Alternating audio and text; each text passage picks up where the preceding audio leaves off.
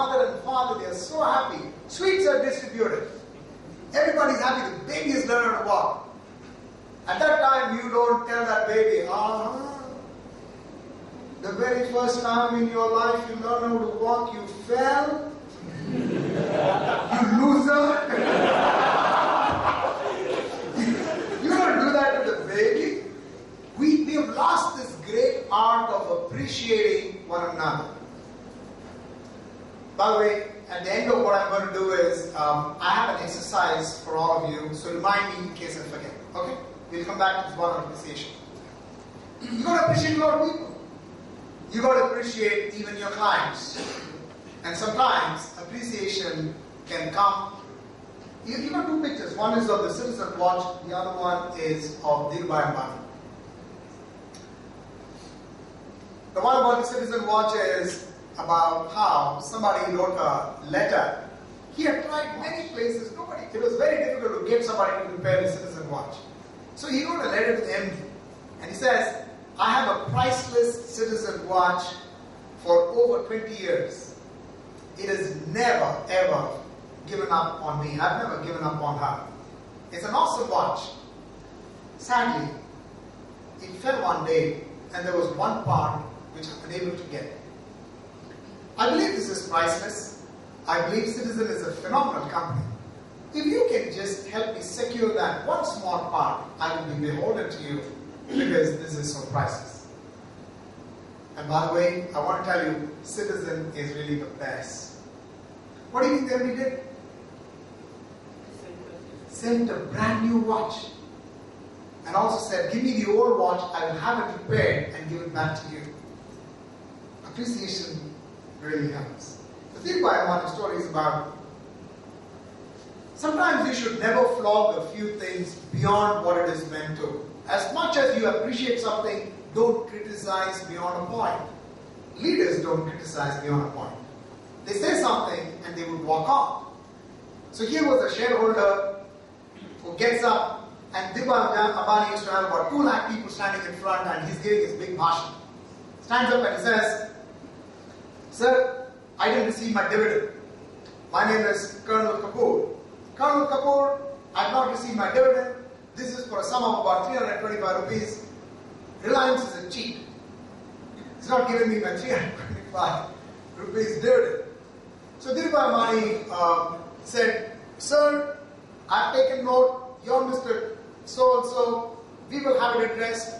And by the way, the moment he did this, there was an officer who ran up to him, got all his details, went past. So we will take care of it. And then he went on with the rest of his deliberations, and suddenly he put up his hand. He says, Sir, my name is Colonel Kapoor, and I want to tell you that I have not received my dividend, and I'm telling you that this is not a company I will trust.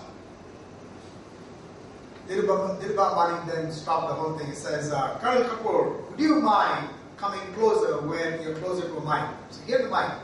He says, Colonel Kapoor, have you ever been to war? He says, yes, I led so-and-so regiment and I was, have you killed anybody? He says, I may have killed a lot of people, but do you remember anybody who you have killed? He says, yes, a few. I don't know how many numbers, but certainly I've killed. I've killed a few people in my life as a soldier. He says, very good. How about if you have killed a donkey? One of your stray bullets has hit a donkey. What would happen? He says, it would die. And if you're upset with the donkey, you go kick that donkey. Because you're upset with the donkey, what would happen? He said, it's a dead donkey. Why would I even want to kick it? Deloitte Ambani said, you've already kicked this donkey once. How many more times are you going to kick this donkey? It was a great essay in a leader who is wanting to tell everybody. Even, see, as part of the leader is, you have to take ownership of that. And for Deloitte Ambani to say that, look, I am like a person who's dead and gone. I've heard you, I will take care of you. That's the one leadership means. More importantly. Deliver. Deliver. Whatever that you do as a leader, if you just didn't deliver, there is nothing that people can do to respect you. to be foisted into positions of eminence and power. I don't have to talk to you about a certain gentleman who has been thrust into a position of power and eminence because he happened to belong to a certain family. And you can see whether this person has delivered or not. Would you believe that person? Will you trust him? No. And these are all educated people in this room, right? People who are outside this room, they are able to see it. And they know the people that have delivered. So part of life is, what is it that you've done lately for your own business, for your own people? The one over here is the one that I work more on. The one on the left is all about ethics. The one on the right is all about delivering on the promise. Each time, every time. Of the many things that I've worked in Reliance, and I remember that company buying, that company has 4 directors. 4 directors. There were then the 2 brothers, then there were the 2 Meswanis. One of the Meswani first cousins was a gentleman called Heath Meswani. Heath Meswani, there are just 4 directors in that company. When you say a director of Reliance, these are the 4 names that will come up. One gentleman called Heath Meswani. He was a person that I was working very, very closely with. One day, we were in Sri Ram's compound, and suddenly the lights went out, power out. Why? Because there was a surge of power on the streets. It was one of those Ganesh Visurgin days when people at random just pulled off a lot of power, and the entire building went into darkness. The following day, Mr. Meswani and I were supposed to go and present the organization structure for the rollout. And that was an exercise which would have taken us almost about 4 hours. It was about 8 o'clock at night. There was no power. We had a couple of torches, and that's all. And there was surging mobs outside. There is no way that we could have left that office and gone anyplace else. And on that day, I saw that all that Mr. Meswani did was, he just took a pad and a pencil, and he started to write out the organization structure by hand, and he kept going and going. It was almost about 1:30 at night when he says, "Nathan, do you think this is enough?" I mean, I just could not believe that there was a person of his standing who could do that right up till 1:30. Then he got up, we reviewed that document at 2 o'clock. He said, "Nathan, make 40 copies of this, and I will see you at 7 in the Reliance Chambers." The Reliance Center was a place, Reliance Chambers was one of the boardrooms. And I was just scratching my head. 2 o'clock at night, where do you think you're going to get a photocopy? Forget it, there's no power out here. But we managed it. Didn't sleep through the night, but somehow I managed to get those things. Early morning, I remember MDA looked at this written notes, and the first thing that he said was, "Why is this handwritten?" And Heath put up his hand and says, "Last night the power went off. There was no way that we could have got power there. We wanted to get this job on time, done at 4. So, MDA, I wrote it by hand." MDA said, "Oh, good." And then he walked out. But it was not lost on me about what leadership is. Leadership is leading from the front. If it means that you have to handwrite something, he could have very easily told me, "Nathan, take this, write this by hand, and I'll see you in the morning." He didn't do that. It was his very nice way of saying, "I will sit down with you shoulder by shoulder, shoulder to shoulder, and I will get that day done." Part of life is, what do you do with this? There's another one that I read recently that really moved me. It talks about how a man was working very, very hard as a project manager, and he was told that it was his daughter's birthday and he should leave office at 7. Of course, on his desk, he had something that he had to complete. He had promised his daughter that he would go and play with her at 7. At 7 o'clock, he did not go home. 8, he did not go home. 9, by about 10, he reached home. When he went home, he thought that the house would be engulfed in a lot of darkness and people would have gone to bed. No. There were a lot of bulbs around. The daughter was very, very happy, and the whole house was alive, because as he went in, he was rather shocked to find his own boss was out there regaling his daughter. And they had such good fun. And the moment he saw that, the daughter did not miss the father, and he went up to the old man and said, "Sir, you came all this way to do this for me?" And the old man said, "Of course. If you had something to do, then I had to do that in partnership with you. And I had to do this." This old man is a much celebrated man. He's a man that we're all very, very proud of. Is Dr. Kalam. I mean, when I just read that, I was just saying, what an outstanding leader this gentleman is. Well, if you have your PDAs with you, you can just whip it out. Can you do that for me? You take out your mobiles, or if you don't have your mobiles, take a piece of paper, and what I want you to do is, I want you to finish the sentence which says, "To lead is to." To lead is to, and you can write your line, whatever is your favorite line. To lead is to.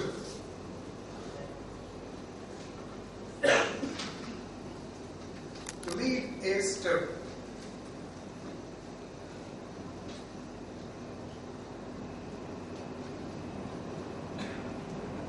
To lead is to. Done?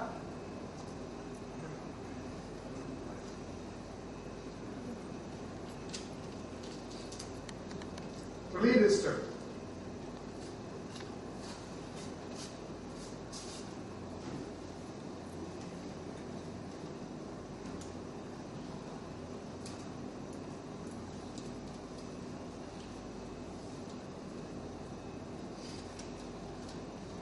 Done? Anybody would care to share? Yes, sir. To lead is to believe. To lead is to believe. Fantastic. To lead is to understand. To lead is to understand. To lead is to empower. To lead is to empower. To lead is to inspire. To lead is to inspire. Fantastic. To lead is to invite clear vision and goals. To have a clear vision and goals. To lead is to take charge. To lead is to take charge. To lead is to be with your peers when they need you the most.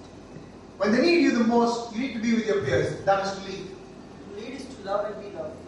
To lead is to be loved and to love. Fantastic. To lead is to inspire people to realize their maximum potential. To lead is to inspire, to help them believe their own potential. Fantastic. To lead is to learn how to be led. To lead is to learn how it is to be led. Wow. To lead is to serve. What a beautiful thing. To lead is to serve. Anybody else? To lead is to be an example. To lead is to be an example. One last. To lead is to create new leaders. To lead is to walk the talk. To lead is to create more leaders.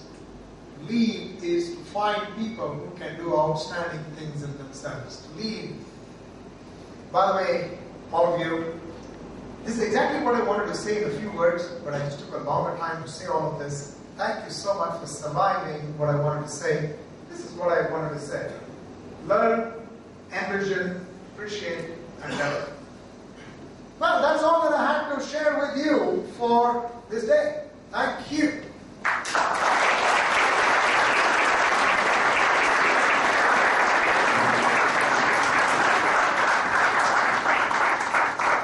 Do you remember I had an activity for you?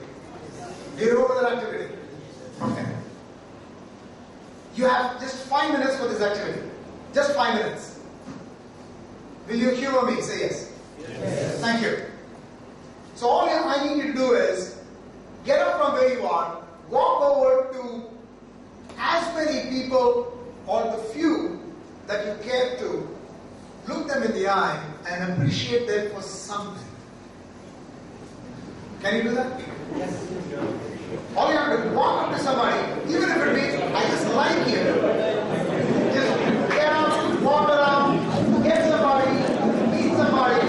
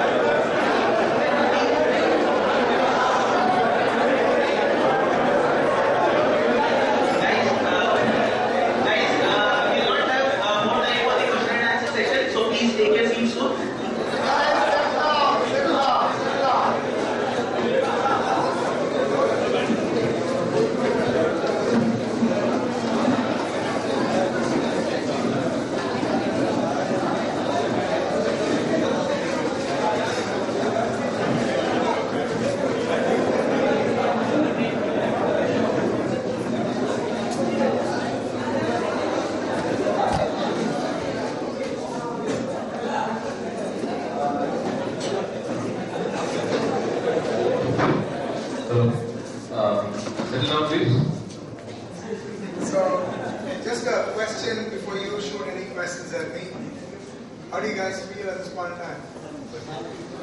Happy? Awesome? Amazing? Surprised? Very well. I certainly saw a lot of energy in the room. This is important. Very important as a leader. All of you are leaders. Do you know why? At the very least, we lead a life. Isn't it? At the very least, we lead a life. All leaders. Okay. Back to you, sir. Yeah, that was really very inspiring, sir. Just one word, wow. I like the way you appreciate me.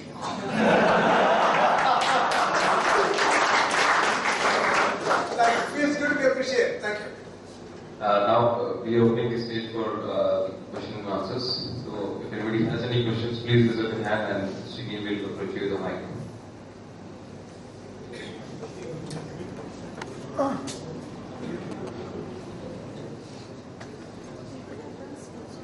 We're all kind of so lost in our appreciation. The other thing that you should do is, if you can, after the session is over, flip your phone and call somebody at home, some long lost friend, some friend to be, some which is almost, she's on the edge and you want to, whatever. And you will be surprised at what you will see. So we can all make a promise that one time a day you'll catch somebody doing something right, life will be great. Okay, I saw a hand. Yes, ma'am. Yes. It was very nice, listening to you. Thank you. I have just one piece of question for you. What is one piece of advice you'd like to give to a woman in a leadership role in today's world? Stop looking at yourself as a woman leader. Because we don't look at you as a woman leader. You're just another leader. By the way, I want you to know that I've done a little bit of internet trawling on why do organizations have women on their boards.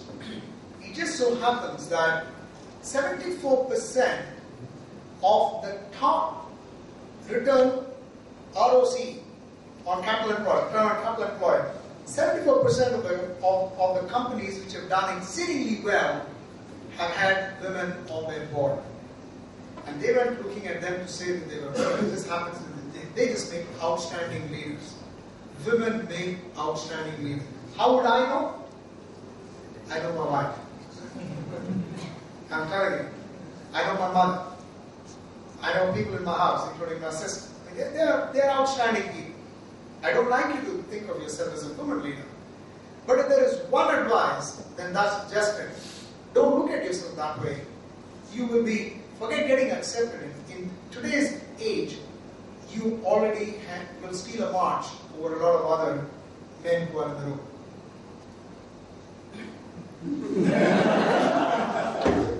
You should see these guys. That was a good question. Thank you. Yes, please. Sir, during a conversation we were having some time back, you had embarked upon a point of how important it is to have diversity in your team. So I would request you to elaborate more on that.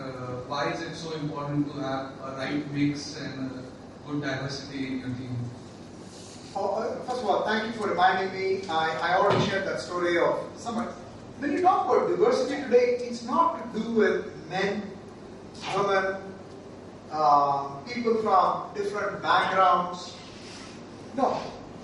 Today, if you're going to be talking about inclusion, it's got to be inclusion of thought.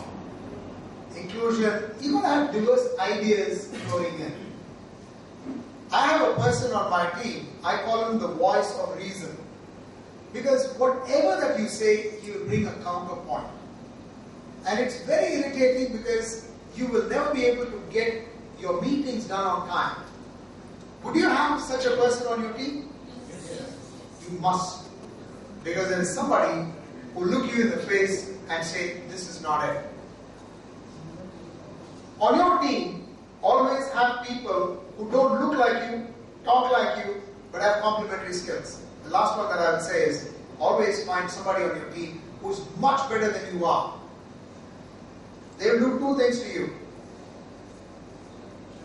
Your team will start to do very well, and if you have somebody who's kind of biting at your leg, then you will start to run faster. You will start to work harder if you have somebody who is outstanding on your team. Very regularly, I bring people onto my team who can do 10 times much better than what I can do. And I'm always defined not by what I do, but by what others can do. Many years ago, there was this young man who came in, he was a sales guy. He lost his interest in doing his job in my company that I work for. It's a very, very small IT company. And he was a sales guy, and he said, Nathan, I'm resigning because I got a job with Cisco. Cisco is paying me 3 times as much. We were paying him some 3.5 lakhs. And he's got stock options worth 40 lakhs. 1997. And there's no way that you can hold me. So I said, my chat with you is not to hold you, but I'd like to understand what you truly want to do in your life. That conversation went on for a long, long time. And at the end of it, I said, we can help make a difference to your life. Because I don't think your career is really in sales. I think you could do better in human resources. He says, I've never done human resources. One thing led to another. It so happened that he agreed, he joined the team, many things happened in the next 2 years on track. He came back and he said, I want to rise, I want to shine. I said, go get yourself some education.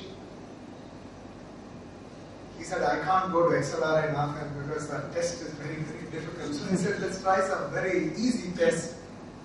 We sent him to London Business School. And he came back, he joined Amazon, this, that. Today, he does very well. He's the Asia Director of Human Resources for Facebook.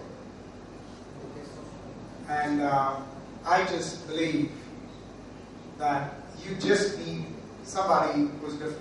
Another story, and then I promise to shut up, which is one time I was working late in my office, and I found at about maybe 12ish, 1ish, I found some light at the end of a corridor, went up, I saw the payroll clerk was working out there. This payroll guy seemed to be singing. He was very happy. I mean, can you imagine these guys?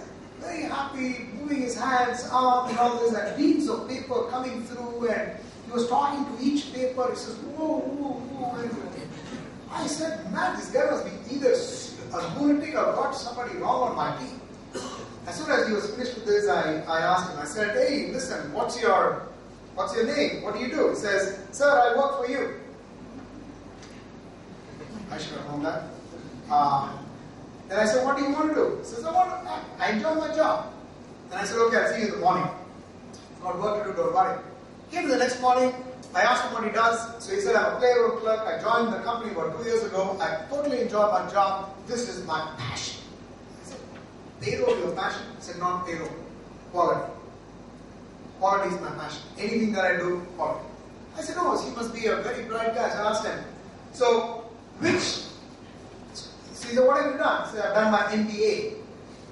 So that's the other 3-letter word which is used in confusion these days. Which school? So he says, VGP School of Management, sir. So I said, I've never heard of that. He said, after I joined, they closed one of that school. I said, that's very nice. So, what was your undergraduate? History. See, if he had even said mathematics or science, I would have put a tick in the box. He said history. So I said, okay. Anyways, what was your percentage? He said, 46. I said, why are you so happy with all that stuff? He said, I finally finished my examinations. I don't have to read history anymore in my life. So he seemed to be enjoying the flying that. So I said, okay, so you landed here. Next day what happened was, I had a call from my